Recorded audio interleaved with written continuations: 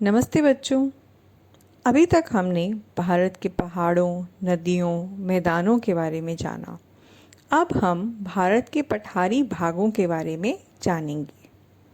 क्या आप जानते हैं पठार किसे कहते हैं? पठार पहाड़ों से अपेक्षाकृत कम ऊंचे उठे हुए भूभाग होते हैं, जिनका ऊपरी हिस्सा पहाड़ों की चोटी की तरह न होकर चपटा और सपाट होता है। पहाड़ की अपेक्षा पठारों पर आसानी से चढ़ा जा सकता है। पठार आसपास के क्षेत्र से एकदम ऊपर उठा हुआ होता है। भारत का प्रायद्वीपीय भाग अधिकतर पठारी है। आइए भारत के कुछ ऐसे पठारों के नाम जानें। मालवा का पठार, बुंदेलखंड का पठार, छोटा नागपुर का पठार, दक्कन का पठार आदि। ये पठार उत्तर में अरावली पर्वत से शुरू होकर दक्षिण में नीलगिरी तक फैले हैं।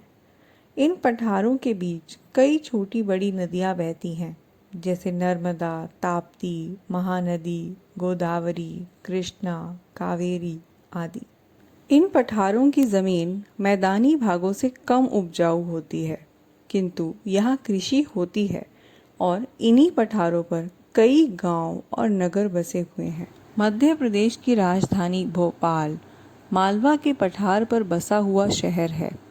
मालवा का पठार उत्तरी भारत के मैदान से ऊंचा है। यहाँ चंबल, बेतवा नदियाँ बहती हैं। विदिशा का पठार भोपाल के पठार से कम ऊंचाई पर है। विदिशा विंध्याचल के पठारी भाग पर बसा हुआ शहर है। बेतवा नदी यहाँ से भी होकर गुजरती है। पठारी भागों के ज़्यादातर स्थानों की मिट्टी काली है। काली मिट्टी में कपास की खेती बहुत अच्छी होती है। स्थानीय नदियाँ पठार के कगार से उतरती हुई अपने साथ कंकड़, बालू आदि लाकर कगार के पास वाले क्षेत्रों में छोड़कर आगे बढ़ जाती हैं। इस क्षेत्र में कगार से उतरते स्थानीय नालों पर छोटे छोटे बांध बनाए गए हैं। इससे दो लाभ होते हैं।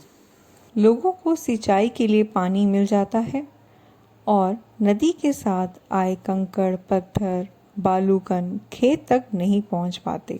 इससे खेत खराब होने से बच जाते हैं। गांव के किसानों ने कुएं भी बनाए हैं, लेकिन पठारी भागों में कुएं बहुत कम पाए जाते हैं। अच्छा तो बच्चों, ज़रा भारत के कुछ मुख्य पठारों के नाम तो बताओ।